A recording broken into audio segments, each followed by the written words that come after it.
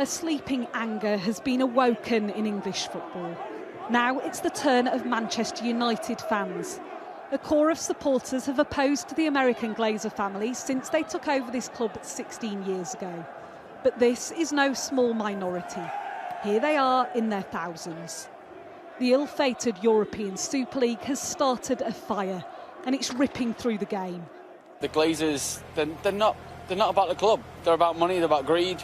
They're about turning us into a cash cow, and that's what we don't want to be that. They don't like the way the club's been run for the last 10 years, taking £1 billion out of the club, buying the club in debt, leveraging it against the club, treating people like they're commodities, calling fans legacy fans when setting up the Super League. Just gone on too long, and enough's enough. Every time I go to ground, I pay 40 quid. I don't want to give 5 quid to an American owner who really doesn't care. These protests had been well publicised, but the scale and ferocity surprised police and security at Old Trafford. There are fans who have made their way into the ground and they are now protesting. They've come through the bottom end. The Stretford end is away to my left. They're now heading out onto the pitch to let their feelings be known. This is obviously not what we want to see, and the security here at Old Trafford has failed.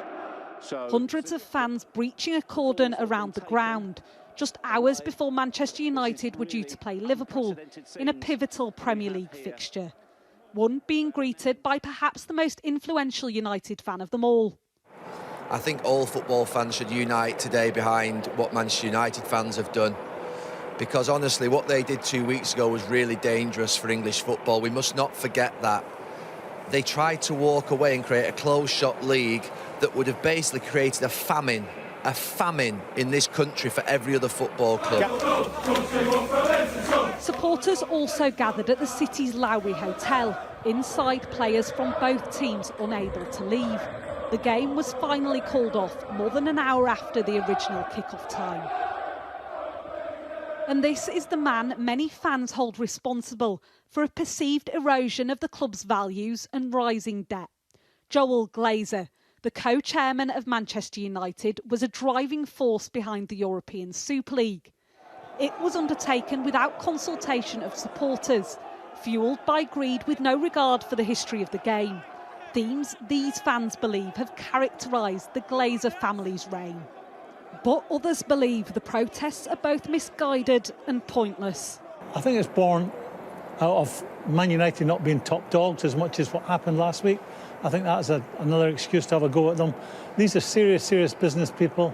I don't think this will impact on their thoughts one iota.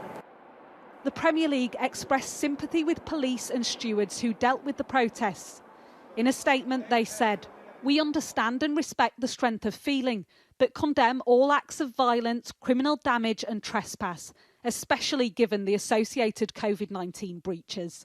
Fans have many channels by which to make their views known, but the actions of a minority seen today have no justification."